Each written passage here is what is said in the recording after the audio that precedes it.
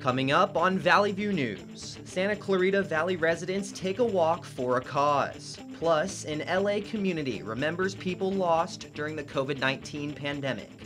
And an oil spill off of the SoCal coast may be one of the biggest ecological disasters in history. Hello and welcome to Valley View News. I'm Catherine Hernandez. And I'm Mary Pronian in the Digital Media Center. Facebook users encountered major issues with receiving service from the platform. Our reporter Elizabeth Medina is covering the breaking news. Facebook, Instagram, Oculus, and WhatsApp are facing widespread outages today. It comes the day after a former Facebook executive accused the company of putting profits before consumers. To me, that just sounds kind of selfish, but understandable as a business standpoint on Facebook's end. I hope that there could be like some means to meet in the middle. The executive is an official whistleblower who will be testifying before Congress about Facebook policies. The accusations directly led to the platforms being inaccessible to millions for 6 hours. The outage of the applications is believed to be directly related to the accusations by the whistleblower. As far as we know, only Facebook properties were affected. It's not really affecting me. I don't really use it for like school or anything important. It's just entertainment. On Twitter, Facebook said that they are working to get things back in order. Reporting for Valley View News, I'm Elizabeth Medina. The U.S. Supreme Court started a new in-person term. Justices abandoned working inside the court and went online 18 months ago because of COVID-19. Abortion, guns, and religion are all on the agenda for a court with a rightward tilt. The public can listen live to the proceedings via a link on the court's website. This week's cases include a fight between Mississippi and Tennessee over water in an underground aquifer that sits beneath both states. The dispute stretches back to 2005, when Mississippi claimed that Memphis was taking from Mississippi's share of the water.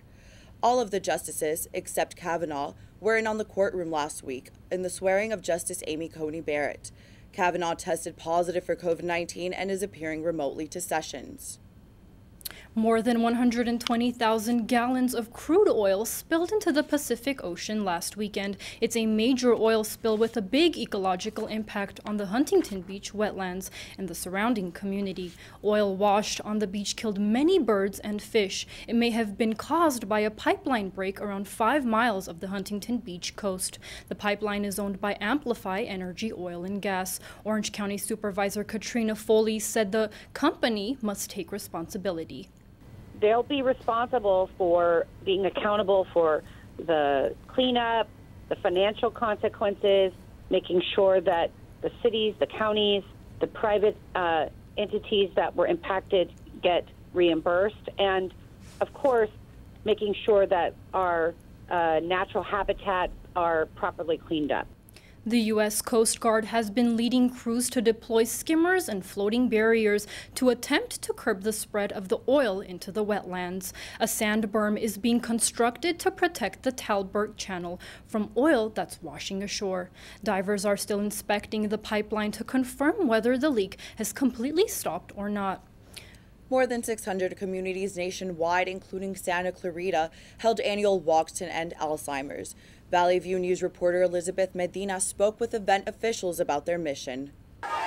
The Santa Clarita community came together Saturday for the annual Walk to End Alzheimer's. Christy Eckerd, the marketing and social media chair, said the event isn't just to raise funds. Our goal is to not just raise money to help find a cure, but also raise awareness and develop advocacy for those that are dealing with Alzheimer's and the caregivers that take care of those with Alzheimer's. More than 450 participants registered and over $114,000 were raised. This year's top fundraising team was the Santa Clarita Atheists and Free Thinkers. The group's chair, Duncan Mandel, said their donations kept climbing. I'm not sure exactly where it is because the numbers were still going up as we were setting up this morning. I think the number that they called out was 9,040, but I'm pretty sure we're over 9,250 by this point. Many participants held a purple flower symbolizing a loved one lost to Alzheimer's, blue for someone suffering with it, yellow for caregivers, and orange for people supporting the cause. Eckerd said the one missing color is white, symbolizing Alzheimer's first survivor. All of the science that this money goes towards is to find the first survivor of Alzheimer's and for us to be able to plant the first white flower. For those who couldn't make it here today, the organization will continue to accept donations for those who wish to support the cause. Reporting for Valley View News, I'm Elizabeth Medina. Suicide rates among U.S. troops have hit a new high. A report released by the Pentagon last week found that 2019 had the largest numbers of soldiers ending their lives since the statistic was first recorded. There's a speculation that 2020 data will be far worse due to COVID-related stress. In 2019, nearly 26 soldiers in every 100,000 committed suicide. That's significantly more than 2014, where the rate was only 18 per 100,000. Vandals again struck a statue of George Floyd in Union Square in Minneapolis. The incident sparked outrage. Community members quickly cleaned the statue. Floyd's brother Terrence Floyd said the community will not be intimidated. We're going to stay woke, and we're going to do this in love, peace, and unity, and we're going to keep healing together. This is the second time the statue was vandalized. Police say the suspect this time was on a skateboard and splashed blue paint on the statue. Another similar statue was vandalized in June. This new vandalized Floyd statue will stay in Union Square until the end of the month. It then travels to other parts of the country. Terrence Floyd says the statue is a symbol of love and hope. Many restaurant owners nationwide want to permanently keep outdoor dining structures put in place behind the pandemic. Street-side dining became popular among customers and restaurants during the pandemic. COVID-19 vaccines made customers more comfortable dining indoors, but some restaurants say the chance of a surge in cases would make outdoor dining a safer option. Cities like San Francisco have already made street-side dining permanent. LA, Atlanta, and Philadelphia are weighing similar measures. Restaurant owners are having trouble finding people to show up for interviews and apply for jobs. Valley View's Jonathan Giovanazzi spoke with an LA County restaurant owner who said he's still trying to find enough workers. Chef salad, double meat, double cheese. To say that Brent's Deli in Northridge is busy is a bit of an understatement. Here, it's not very unusual to see owner Brent Peskin helping his staff get online orders out to customers. Linda! We went all in on like DoorDash and Grubhub and all those. That has to be half our business now. In fact, when restaurants were allowed to reopen, Peskin couldn't get enough employees to come to work. He's reduced his hours and is even providing overtime pay to some employees as he looks to fill openings. We're open for 3 hours less every day, and on Mondays we close early, all due to staffing. The demand for manpower is even affecting restaurant vendors. While Peskin struggles himself to find workers, his suppliers don't even have the staff to deliver products. My bakeries, they don't deliver 7 days a week anymore. None of my vendors, they all cut back on everything. The California Restaurant Association says lack of child care and unemployment benefits are keeping people at home, but this month is the last month of federal funding for extended unemployment benefits. While Peskin and his team battle through the lunch rush, he's hopeful that more workers will return to help businesses across the nation.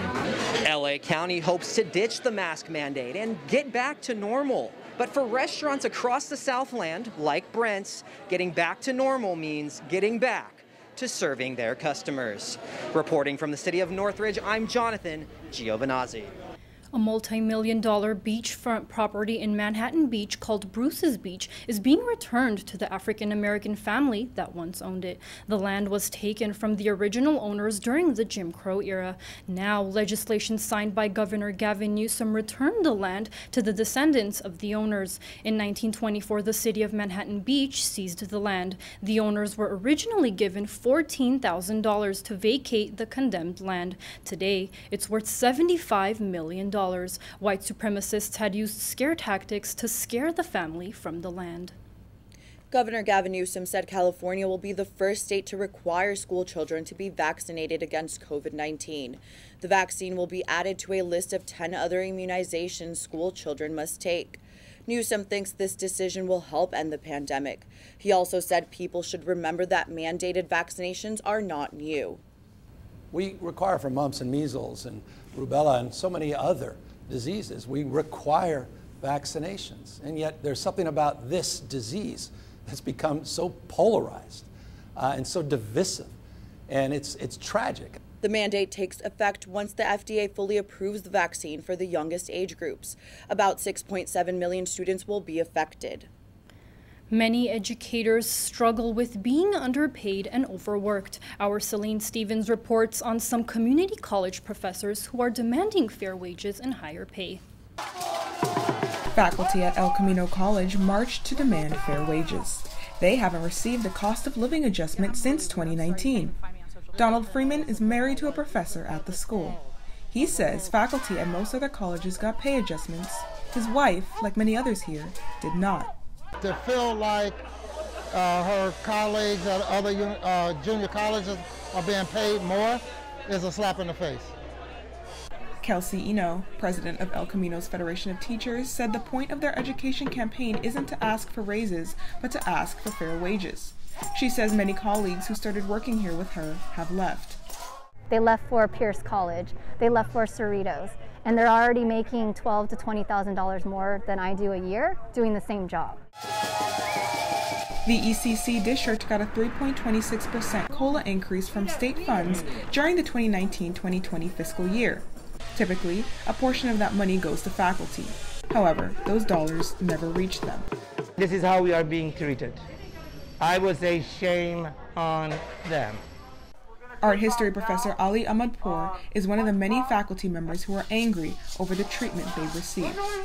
It is not only the issue of money, it is insulting, it is humiliating.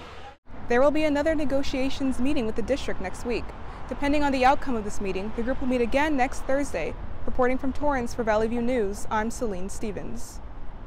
More to come on Valley View News. Another fire in Southern California puts homes at risk, and a downtown LA march focuses on women's rights. Stay with us. I want to eat apples and bananas. I need to eat apples and bananas.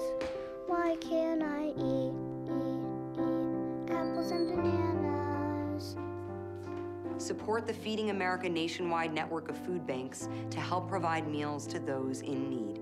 Join us at feedingamerica.org.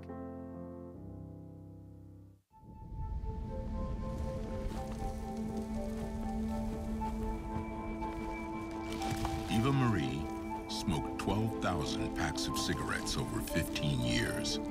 She quit, and now there's a new lung cancer screening that could save her life. You stopped smoking. Now start screening. No matter how much you smoked, early detection could save you. Talk to your doctor or learn more at savedbythescan.org.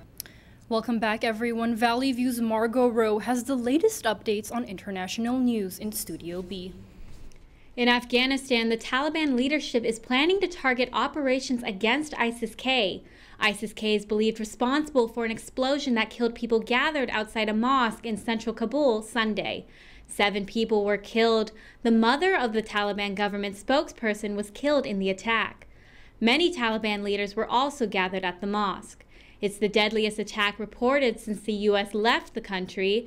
The Taliban hasn't officially said who they think is behind the attack, but they suspect ISIS-K. The Taliban held a string of deadly raids in Kabul neighborhoods targeting ISIS-K safe houses. A number of ISIS-K members were killed. A fire broke out on the famous Iron Bridge in the city of Rome. The fire started last Saturday evening on election night as voters decide the city's next mayor.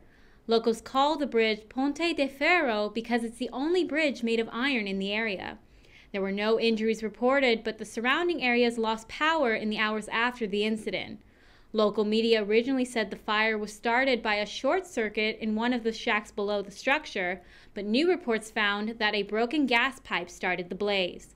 The bridge will remain closed indefinitely for pending safety checks. A private plane bound for Sardinia crashed into an empty office building, killing all 8 passengers on board.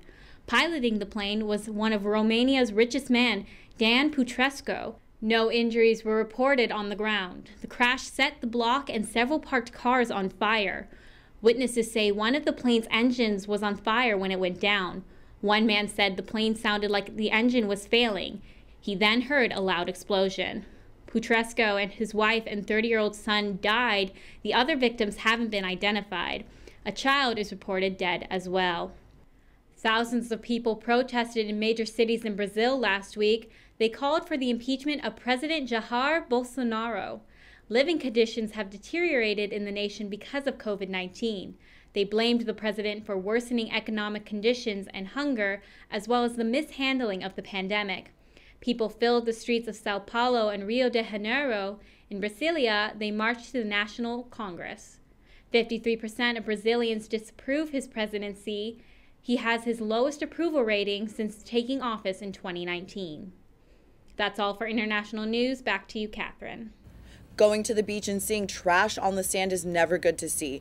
Valley View News reporter Milo Burris-Coulter documented trash and spoke to people wanting to clean beaches on the Atlantic and Pacific coasts.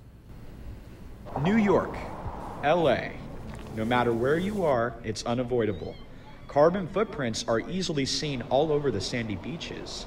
Places where leisure is key, trash is sadly blocking views. Lisa Shepke, a New York-based cleanup coordinator, is attempting to change this. I would like to remove as much debris as possible and to facilitate other people to remove as much debris as possible, especially plastic debris. 2,500 miles away in Santa Monica, California, the same issue is ever so present. Trash is threatening to ruin some family beach days.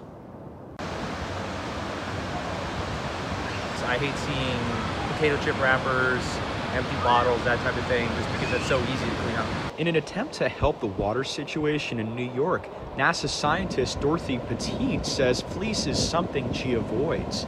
Buying it hurts the oceans. The fibers get into the whole water system and go up the food chain. The important moral of the story is if you see trash on the beach, pick it up and throw it away.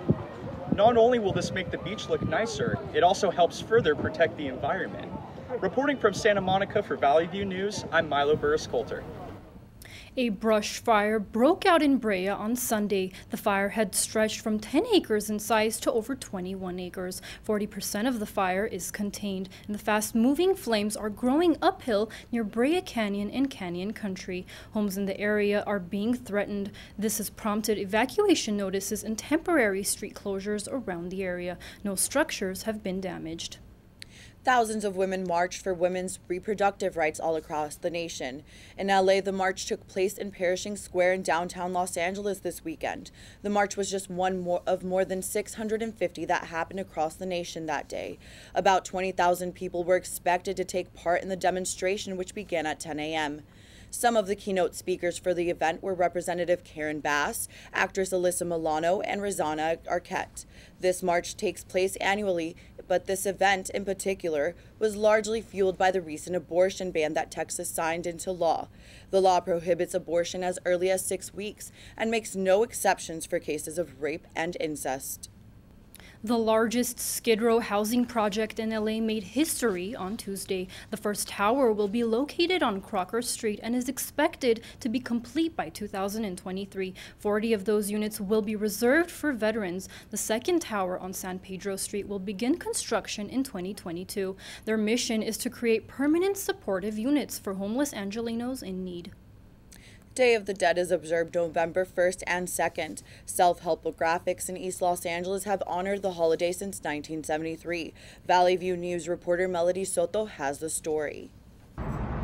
As a celebration of life, the 48th annual Day of the Dead programming season started Saturday at Self-Help Graphics. Executive Director Betty Avila said the power of collective art making is especially evident during the ongoing pandemic. Many people have experienced multiple family losses. I think Day of the Dead is very beautiful. It's just really that space for people to come and create, just an opportunity to be back in community together. After you write your thoughts, you can put it on the tree. Trees are often symbols of resilience. A weekend highlight was the activation of the memorial tree. Artists Mio Stevens-Gondara and Wayne Perry helped attendees create paper and ceramic sentiments that reflected a loss they wished to let go. People lost a lot of loved ones during COVID, but also they missed out on a lot of stuff. They missed time together, seeing their grandchildren born. Stevens Gandara selected a toyon shrub for the project because she says she wanted to acknowledge the indigenous peoples and plants of the area. Parent Joey Cerda was one of the first to hang her paper creation on the tree. It states, "Time lost was time gained, letting go of fears." The memorial tree will eventually be planted here at South Help Graphics for generations to enjoy. Reporting from East LA for Valley View News, I'm Melody Soto. When we come back, LA Dodgers Hall of Fame broadcaster is set to retire after the 2022 season. Also, the release of the newest Nintendo Switch is hitting the shelves this holiday season. Stay with us.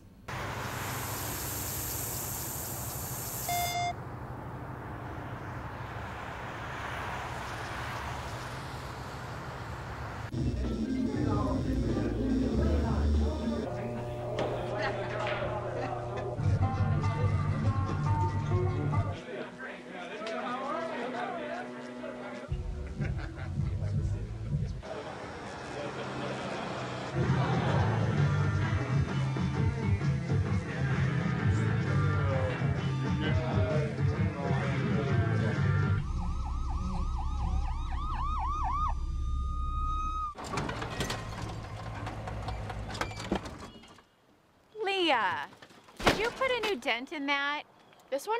No. Were you texting and driving again? Yes. Hi, Leah. Hi, Dad. Sorry about your bumper.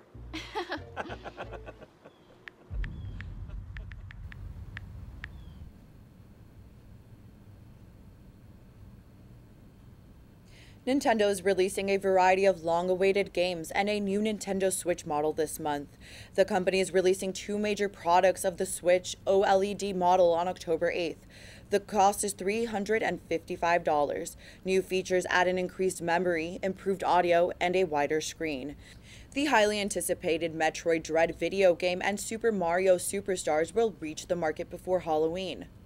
The latest Marvel film, Shang-Chi, is breaking records after reaching over $200 million domestically. Despite the COVID-19 pandemic, the film is at its highest peak for its fifth week in theaters. Shang-Chi claimed the #1 spot for every weekend since its release. The film is also celebrating a diversity shift with the Marvel Cinema Universe. The cast is led by an Asian actor and features a predominantly Asian cast. Disney Plus plans to release Shang-Chi, which will also be included on other platforms November 12th. Scarlett Johansson and Disney finally settled the lawsuit regarding the streaming release of Black Widow. Johansson claimed the release of the movie on Disney Plus was a breach of her contract, which promised a theatrical release. It has also prevented her from gathering potential earnings. Disney claimed the lawsuit had no merit, and the streaming release allowed her to increase her earnings more than her initial payment. A joint statement release says that they will continue to work together. For student athletes, transitioning from high school to college can be quite the learning roller coaster. Reporter Paige Jones talks with two freshmen currently going through that same experience. From fitness to balancing academics, college athletes face greater challenges than their high school counterparts. CSUN's women's basketball guard, Macy Smith, knows how they differ.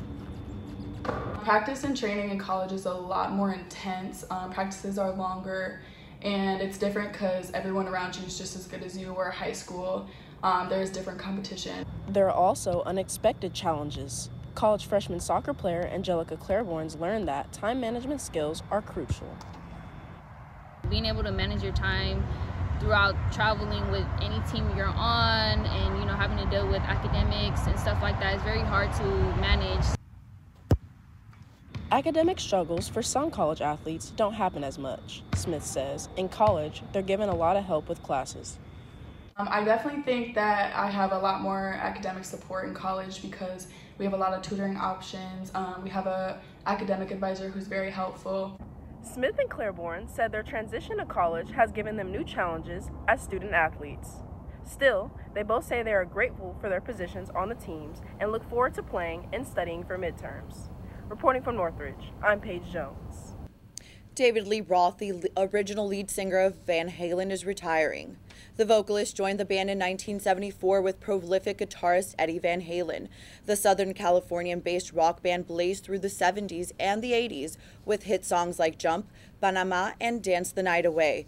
Roth left the band in 1984, and singer Sammy Hagar replaced him. He came back for stints in 1996, 2001, and 2007, until Eddie's death last year. Roth will perform 5 solo shows at the House of Blues in Las Vegas from New Year's Eve through early January. Spanish popular singer Alejandro Sanz received a star on the Hollywood Walk of Fame Friday. The Spanish vocalist received 4 Grammys for his efforts, as well as 21 Latin Grammys. The CEO of Universal Music, Jody Gerson, and Mexican actress Yalitza Aparicio were 2 of the speakers at the ceremony last week. Sanz's star is in front of the Capitol Records building on Vine Street in Hollywood. The star marks the 2,703rd star placed since 1961. Sanz will start off a 12-city U.S. tour next week. Dodgers Spanish broadcaster Jaime Jarrín announced he is retiring after the 2022 baseball season. The Hall of Famer called 64 seasons for the Dodgers. He was their primary Spanish language announcer. The reason for his retirement is credited to Jarrín wanting to have more quality time with family. His son Jorge also broadcasted Major League Baseball games, but retired last February. The two were the first Spanish-speaking father-son duo to broadcast an MLB game. Jaime turns 86 in December. Making adjustments at a moment's notice is what all sports have in common. Recruiting at the beginning of the pandemic was a challenge, but tremendous progress has been made by college coaches and athletes. Reporter Malik Patterson has the story. As the pandemic brought the world to a standstill, most high school seniors playing sports lost recruiting opportunities. They put their dreams on hold. Deontay Caldwell is in college now, but his senior year at Bishop Alamany High was interrupted by the pandemic.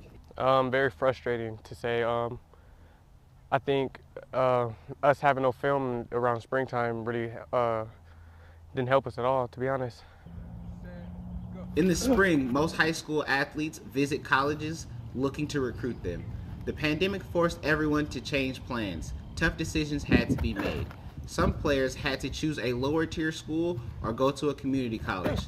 That was the case for Alvin Berkeley's athletes. Because they were on the bubble, a lot of colleges required them to have more film. And when COVID hit, they didn't give them an opportunity to do that. So some of them had to go the other route with doing the 7-on-7s and the club teams. And then some colleges will accept that, some won't.